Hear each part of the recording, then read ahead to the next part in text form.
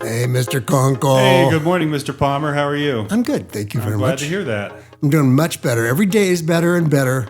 This flu thing, it's amazing how many people have had it. Oh, everyone seems to be getting it. Yeah. And it's not that bad, but it lingers. Forever. It's more about energy. It's about, Right. attacking your energy than anything else. So we were going through a bunch of articles, as we do all the time. I mean, Right. we chat all the time. The point of it is, I remember a time when CRS meant can't remember shit. Right. It's like, Now it's something even worse. Well, it's been that way for a long time. It was the CRS is Community Relations Service, and it's part of the Civil Rights Act. It was formed as part of the Civil Rights Act, and I was by Lyndon Johnson, right? Lyndon Johnson. Okay. I think it was like, what is it, 1964, something like that. Anyway, I never really knew about it. And of course, I knew about the Civil Rights Act, but not this particular CRS, Civil Rights Service. And I was listening to a Tucker Carlson podcast, and I forget who the gentleman was who he was talking with, but he brought it up kind of in passing, mentioned a couple things about it, and I thought, that is really weird. It kind of makes sense that there is a service like that, because a lot of times there would be a black on white violence, and you'd think, boy, the parents of the kid who was killed, you're thinking about like Austin Metcalf got killed by Carmelo Anthony. Right. You think they'd be a lot more angry, or there'd be more of a racial angle in this. And this ties into the whole hate crime, hate speech crap too, Sure. where it's a one-way street, where it's like if a black person kills a white person, not a hate crime. Other way around, oh, definitely. Oh, yeah. We know the motivation. We have to march. 100%. We know the motivation. And so what this community relations service does is they come in and they try to smooth things out, because if there's some sort of crime with a possible racial aspect to it, they want to smooth it over so there's no bigger thing going on where we're getting some race war started. Like the Manson family wanted Sure. to do. Yeah, right. Remember that they were going to hide. They were going to start a race war, then hide in the desert till the blacks won, and then come out and then lead them. Based entirely on listening to a Beatles tune. Yeah, I mean, exactly. they're Helter insane. Skelter. Right. But anyway, this Isn't that much saner than Oh, that. I know. And it's also, it is just like hate crimes and hate speech, where it's a one-way street. So this group comes out and they say to these parents, wives, husband, or whatever of the white victim who's killed by some black person, like, you really need to downplay this, because we don't want this powder keg going off. The agency will do The this. agency will do that, and they, it's a federal government thing. They can apply a lot of pressure. This will be a lot easier for you. You'd hate to get audited, Yeah. kind of thing, by the IRS. That's always the Democrats' Yeah. go-to. Oh my gosh, because that's why the tax code is so complicated, Right. because everyone has made a mistake at least once in their life, if not once or more every year, because it's so complicated, especially if you're not doing the 1040 EZ, which most people don't. And, Oh, is that right? Well, I would think they would. Well, maybe they do. Maybe there's a lot more people who don't make enough to do it. But anyway, That's not the subject. yeah, then the subject is they can find a tax crime on anybody. Oh my God, yes. 100%. Well, that's true for any one of us any day of the week. Yeah, because Because your foot's going to step out of the crosswalk, and Yeah. if they're looking for you, you're dead. the tax code is unknowable. And even if you call into the IRS helpline on something you don't understand, if you call in twice, you're going to get two different answers. Call in three times, you're going to get three different answers. Right. It's just and they can't be held they responsible. can't be held responsible. It's unknowable. I know. And so this community resource service, they will try to smooth things over and make it so there's no potential racial animosity going on after this. And this has been happening all the time. Now, I think these latest two high-profile killings, the Carmelo Anthony killing Austin Metcalf. So let's remind everybody what that is in case they visually don't pick it up. Yeah, it was at a track meet, and Carmelo Anthony came into one of those 10 by 10, those Right. pop-up tents from Right. Shade, and he was not supposed to be there, and It wasn't his tent. it wasn't his tent, and I heard that he was like stealing stuff or causing trouble, and Austin Metcalf told him to leave, and he's like, well, if you touch me, there's going to be trouble, and he's like, hey, get out of here. and he stabbed him in the chest and killed him. Well, he was being provocative. Yeah, he was being He was very on purpose, provocative. And, it appears. Yeah, and there was a lot of weirdness with this. There was some money transferred kind of clandestinely. After the fact. No, the day before. The day before this happened, about $70,000. Okay. Then, of course, the parents are so shameless in this. They're like, "Oh, send us money, GoFundMe for this killer, cold-blooded killer." And they got a bunch of money. They spent it on a Cadillac Escalade. They spent it on a very expensive piece of real estate. God. And then they're begging, "Oh, hey, we don't have enough money for the defense." Well, what'd you spend it? Oh, we didn't spend it on that yet. So what a coincidence. Right. That right after you got this GoFundMe, and I can't believe Didn't have any money beforehand, but yeah. now we have an Escalade. Well, they had 70,000 beforehand from that. That's payment. what I'm saying. Yeah. Just crazy. There's some weirdness to this. But anyway, back to the community relations But service. you're thinking that there's a really good possibility that there's a setup. Oh, yeah. And that's kind of a side issue, and we have to talk about that later. We should have something where we pull some of this stuff for this whole Carmelo Anthony thing together, because today there was some sort of story that came out that was supposed to be pretty shocking. I haven't had time to read it yet, because it's only 9:30 in the morning and we worked out. Right. So I didn't get a chance to pull up the news story on that. But what happens with these killings is this government agency comes in and tries to smooth it over, so there's tries to limit the racial animosity and tries to downplay the racial aspect of it. Unless it's the other way around. If there's a white person killing a black person or a cop killing a black person, then it gets amped up. And you're going to be doing the perp walk. Amplified 1,000 times, like Darren Chavez with George Floyd, who died of an overdose, according to the autopsy report. He did not die from Darren Chavez's knee on his neck. Right. But that guy, I can't because breathe. he had to be sacrificed to the altar of wokeism, sent to jail, life ruined, and he got stabbed. Where he still is. Yeah, he got stabbed, 24 times on one attack? And it's just ridiculous because Jeez. I mean, it looked bad, but that particular move that he did with the knee on the neck, that was something they had in their training manual, which they took out after the fact. "Oh, we never taught that." "Oh, yes, you did. Yeah, you did. Bunch of liars." Right. And so... And that was the chief of police who lied about that. Oh, yeah. Yeah. Yeah. And so this community relations service, their hands are in all this kind of nonsense where they are trying to gin up hatred of blacks against whites. They're trying to make the black people feel like they're victims, even though they're really not on a large scale. I mean, sure, yeah, there is racism even today. But it's not like it was in, years ago. Let me point out a detail of this case, because the Carmelo case. Right. It went to the grand jury. And they didn't want anybody talking about it because of this agency trying to put the kibosh on anybody discussing this, because it might get out of hand. They were in control and they wanted to keep it that way. They went to the judge. The judge put a gag order on this case. You can't talk about it. Well, we can. Well, we do, of course. And I'm guessing that only applied to people who were in Texas because it's a Texas issue. That could be. But we didn't read the small print. Yeah. Oh, I'm not going to be listening to any gag order because freedom of speech overrides that. The Constitution supersedes that stupid judge's gag order. But the other thing, now it's gotten past that because these cases, thank goodness there's the interwebs. And people can get the word out. It's not just that case. I mean, the other recent one was that Ukrainian woman, the refugee who was on the train, sat down, completely innocent. Yep. There's that mentally unstable guy behind her who had 14 previous convictions and it was let out. And I've heard from Leonardo Jordi, who's a stand-up comic, but she's super smart and she does a lot of research, that it was more like 40 convictions and run-ins with the law. So they're just making it up. Yeah, so he's out. Or covering it up. He's let out by a leftist black woman judge on that train, gets his pocket knife out and stabs her in the neck, kills her.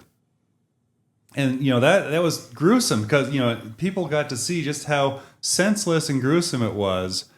And so the community relations service, they're having a tough time tamping this down, tamping the racial aspect of it down. They're trying.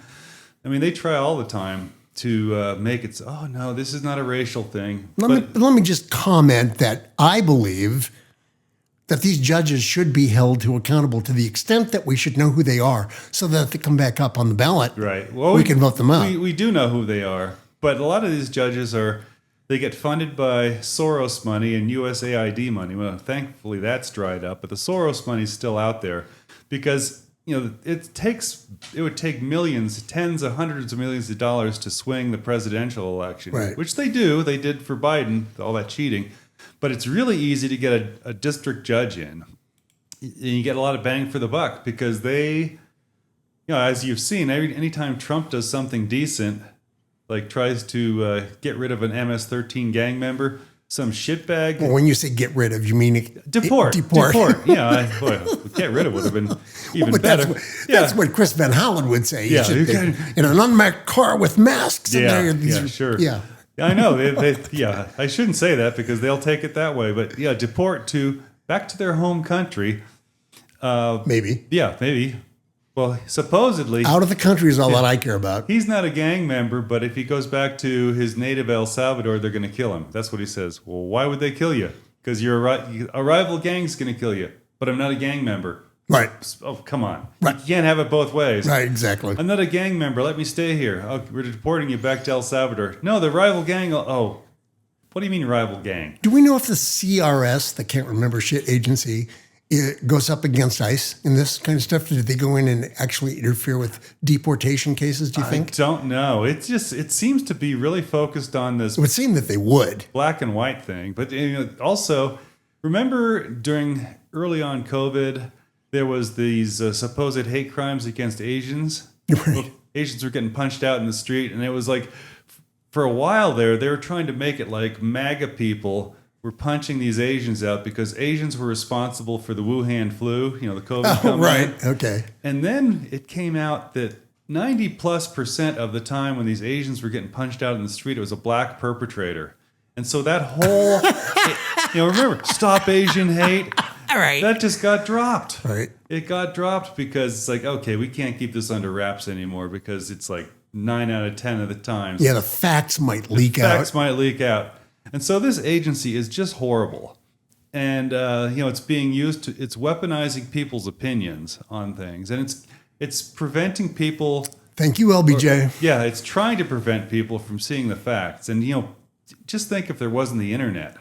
We'd never know any of this stuff because these agencies, they have like the New York Times and Washington Post in their hip pocket. I mean, those media entities, they're really susceptible to government pressure because they can be shut down or they can be fined and all this other stuff. Look at Google, those poor victims. Oh, I know. Google was censoring people. Facebook. Just like Facebook during COVID. Any doctor that said, ivermectin, hydroxychloroquine, those work, blah, blah, all this other, these treatments, which we know now are effective, safe and effective and inexpensive, those were shut down. And It was just completely ridiculous. But thank God there are thousands, tens of thousands of these independent people reporting. So we do get to hear this now, but we still have to turn the tide and to make sure that these government agencies aren't just hiding the facts like they have been for the longest time. Did you hear in the new iteration of news about autism that the way, of course, we all know and have heard that Tylenol during pregnancy can cause an autism kind of a chain reaction. Yeah, it could cause a higher chance of autism. But the issue is that Tylenol is good for getting rid of a bacterial infection in pregnant women. But the way to really get rid of it is hydrochloroquine. Hydroxychloroquine. Yeah, that's an antipyretic. It's actually a malaria medication. But this is a medication that the government, the CDC, would have had abolished if they could have. Oh yeah, they stopped us from being able to get our hands on it. Yeah, it's ridiculous that these people think, well, I can't believe that's an antiparasitic or an anti-malarial.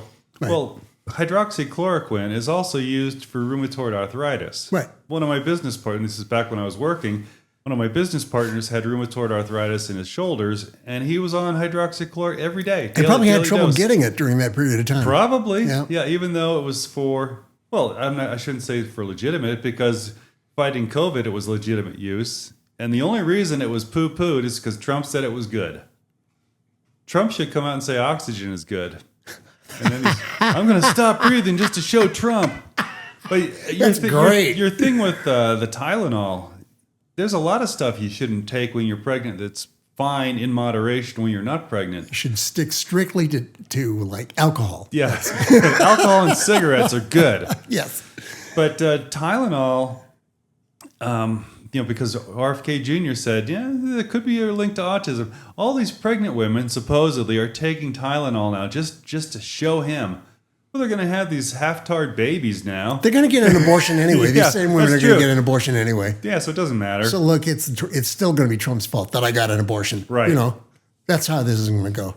But it's just unbelievable that they would risk the health of their fetus. But you're right, they're probably going to abort it anyway. I mean, that's how much they care about their babies. Because they're demonic. Right. And but they're doing the stuff that could harm the fetus just to show Trump or just to show RFK Jr. Right. It's like, how psychotic are you to do that? Because as you know, or most people know, like when you're pregnant, you're not supposed to like clean the kitty litter box because there's some parasite that can get up in your brain and all this. That's just an excuse. Yeah, can cross the blood-brain barrier. I'm not supposed to. Of course, you're not supposed to drink. You're not supposed to smoke. You're also not supposed to eat soft cheeses. I mean, is that true? Yes. Mm-hmm. It's just nuts.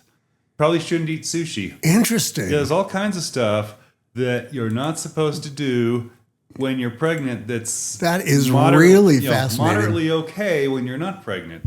And the Tylenol thing's one of them. And I think Tylenol's Johnson & Johnson, right? Yeah. Yeah, they came out and posted like, hey, we've been saying this since we made Tylenol. Or yeah, you shouldn't take anything it when you're pregnant. Don't take anything. That's what they say. Yeah. Don't take anything. Yeah. That you don't have to unless your doctor directs you to do it. Doctor directs you to do it, exactly. The difficulty with the doctor thing is that the doctor can now be held accountable if the doctor says, yeah, go ahead and take it. Yeah. So the doctor's now on the hook, and so they're never going to say, take it. They're going to give you something else probably. Yeah, Tylenol used to be that was the thing they gave you in the hospital. And I don't know if it was because it was safer than like an ibuprofen or aspirin. Well, for me, when I had a major surgery, they told me never to take aspirin again. Yeah. I should be taking Tylenol because it doesn't make you bleed.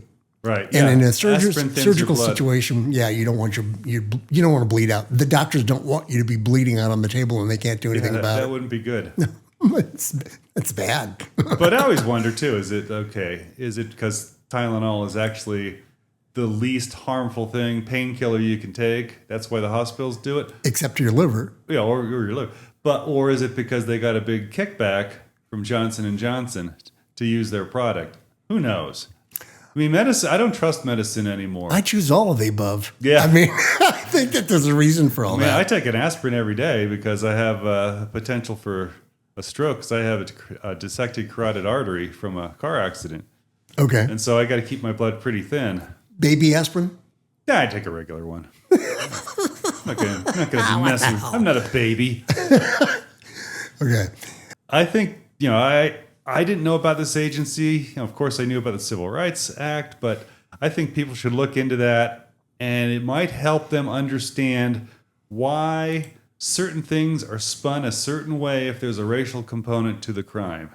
And it might shed some light on sometimes there's decisions or things that are said that don't make any sense logically or rationally, and maybe the CRS had their hand in there. Yeah. So that's my 2 cents. It's another reason for critical thinking. Yes. Why is this the way it is? Yeah. Why are they saying that? There's so many things that are like that I just go, oh my God, we don't know how to think anymore. If that had happened to my relative, I'd be angry. Why is this person saying that? Well, the CRS wrote him a script. Right. You better read this. Right. Be a shame if you got audited. Yeah, nice. Awful. CRS, can't remember shit. We should talk. I'm Russell Palmer. I'm Doug Kunkel.